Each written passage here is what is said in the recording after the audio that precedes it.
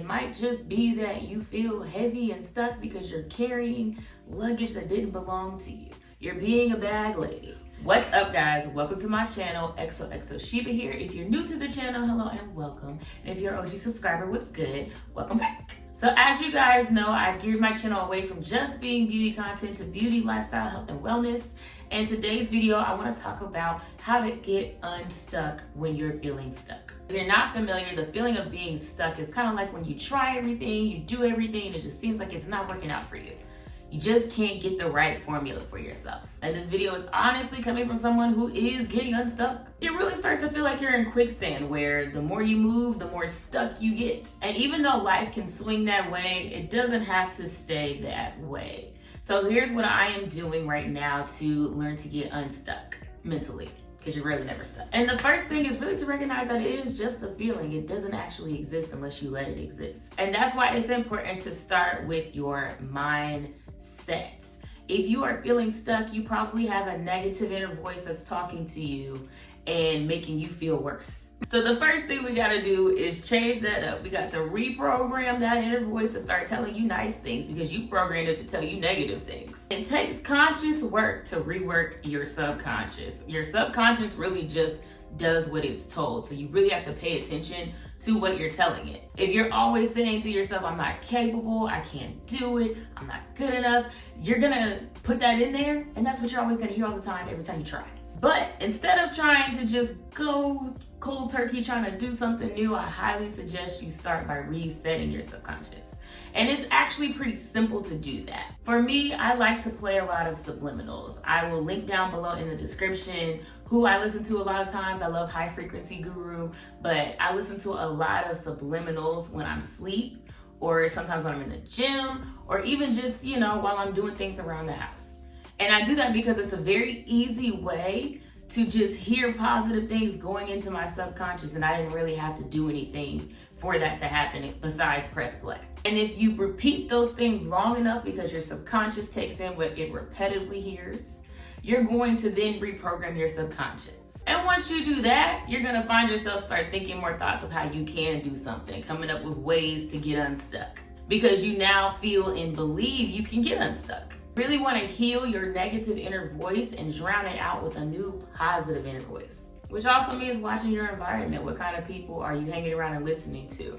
Do they align with who you are and who you're trying to be? It's not to say you can't be around people different than you, but you really do have to pay attention to what you're feeding your subconscious yet again. Your circle matters. If you're hanging around people who aren't really getting to it and doing stuff, you're probably gonna also find yourself in that same position. If you're hanging around people who aren't really go-getters, it's probably gonna be harder for you to be a go-getter. Not impossible, but hard. If you're hanging around people that have negative inner voices, it's probably gonna be a little bit harder for you to stay in your positive one. Again, not impossible, but a little bit harder. Are you around people that support you? Again, it's not gonna make it impossible, but it is gonna make it a little bit harder. If you don't already have a routine, you need to really create a routine. That is something I really struggle with keeping up with, I'm being honest, but I'm working on it. Getting up early is one of the things that makes me feel way more productive. I try to get to the gym by like 6:30 in the morning to start my day, and that really helps me to jumpstart and feel ready to really be productive the rest of my day. And it's out the way, because I don't know what it is, but I feel like once I go to the gym, like it ends up taking up like 3 hours of my life. But waking up early, doing that first, just feels like I'm starting my day off right. And it puts me in the mindset to keep doing things that are productive. You really want to lock in and find out what makes you feel productive. If it's getting up early, if it's going to the gym first thing, like if it's starting to work first thing. And I actually wouldn't recommend starting to work first thing. I would have maybe a morning routine for your mindset first. But whatever really helps you in order to feel ready to be energized for your day. Speaking of mental practices, that is another thing you want to make sure you're on top of. Meditation, prayer if you do that, stretching, just sitting in silence for 10 minutes, whatever you need to do to feel centered when you start your day. Because a lot of times we just get up and go and we're on autopilot. And when you're just on autopilot, you tend to make a lot more mistakes. So you do want to take that time in the morning to give yourself a chance to really consciously log in to your body. Okay, so maybe the goal you have that's really making you feel stuck isn't in reach just yet, but I'm sure there's a bunch of mini goals that you're skipping over. All of the wins matter. If you're doing something better than you did it yesterday, you're winning. That's another win. And that's why gratitude is really important. We can skip over a lot of the mini wins that we have because we're in lack mentality of what we don't have. So also taking moments out of your day to write down or just think of, let's just say 5 things that you're grateful for, or 5 mini wins that you've had, or 2 or 3, whatever. Pay attention to the wins you've got going on in the present. Those are the things, those little micro wins that give you the confidence to keep going. When I first started this YouTube channel, I celebrated every milestone. 500 subscribers, 100 subscribers, 1,000 subscribers, 5,000 subscribers, 10,000. All of those micro wins, I celebrated. I was happy for myself. I didn't say, oh, it's not 100K yet. I was thankful for the numbers I did have. I was thankful to be able to accomplish what I have as far as brand deals and stuff like that. As a small creator, that's not even really a small win. I've made a full-time income off of influencing, and I've never been past micro influencer. That's a win. But I could have just sat there and said, you know what, I'm still a micro influencer. I'm not as big as I thought I was gonna be yet. And don't get me wrong, those thoughts do happen. Like, I'm a human being, but if I stayed there, I'd never grow. Romanticize the life you have going on right now.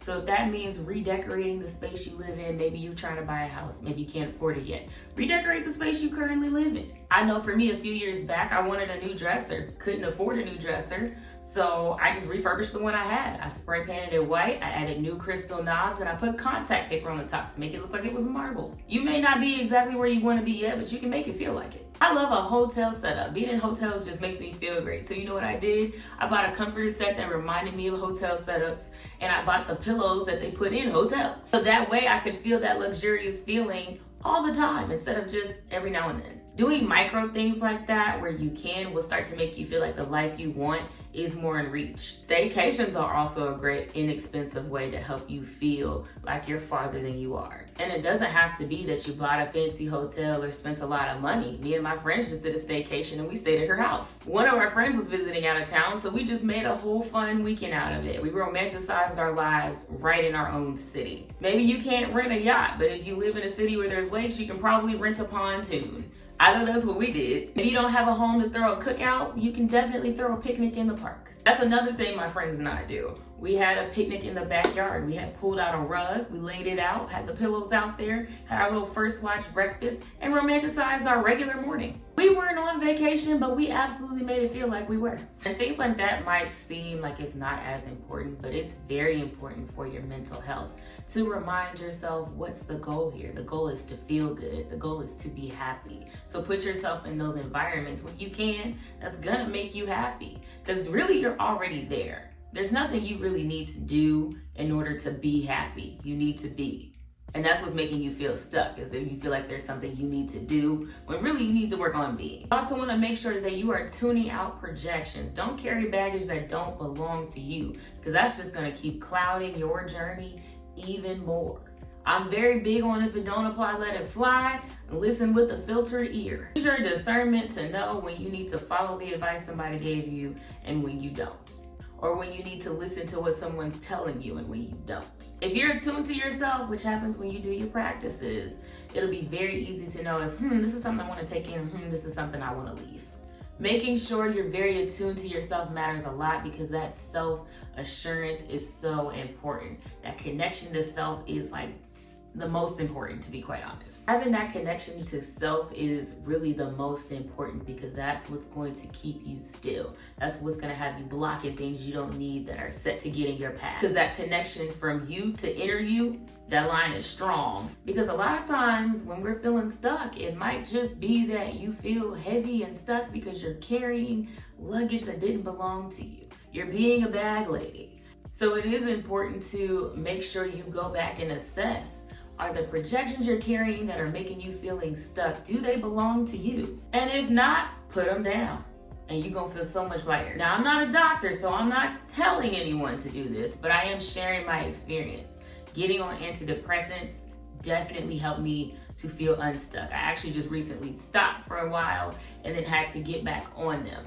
And it felt completely different. I was like, there's the light again. That type of medication can get a stigma on it, but really, depending on your dosage, it's not that bad. Now, you should talk to your doctor. This is not me telling you to go do what I'm doing. I'm just sharing my experience. Talk to your doctor, talk to your therapist.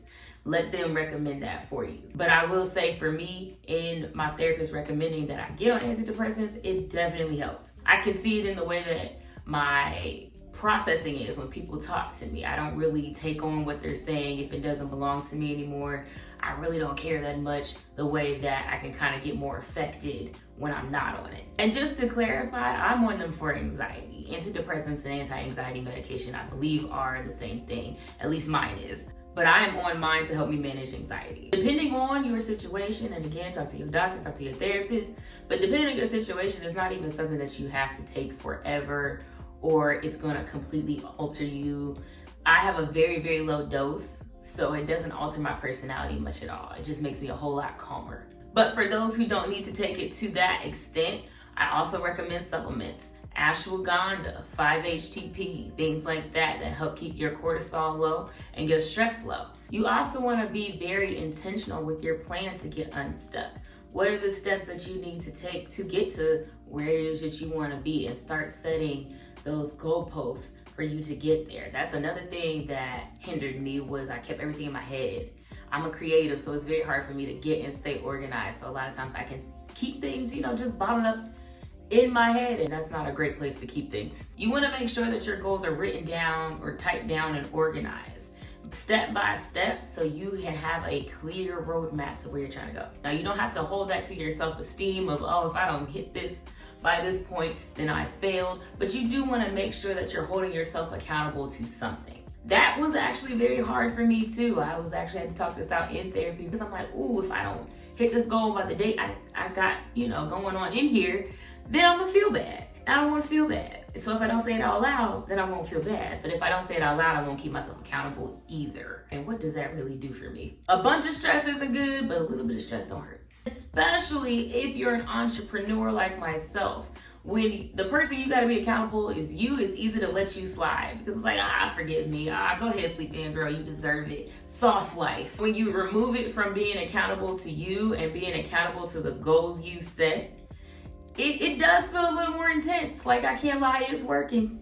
Plus, when you're not being intentional, it's very easy to just live your life on autopilot. And that's when you just look up and you realize, 5 years have passed, a year has passed, 6 months has passed, and you don't feel connected to that time period at all. And that goes back to why romanticizing your current present life right now is important too, because you want to live a life that you want to live in. You don't want to live a life where you're always just waiting for the next step. You don't want to live your life sitting in the waiting room. That's how your life ends up passing you by. That's how you end up feeling stuck. I know, because again, personal experiences, I've been there. Matter of fact, one of the good and bad habits I learned in my 20s was I used to just be like, okay, head down, work, and I'll give myself my one reward, which would be I'd take a cruise at the end of the year with my friends. That was it. The rest of the time, all the other 51 weeks of the year, I was like, I'm gonna be miserable.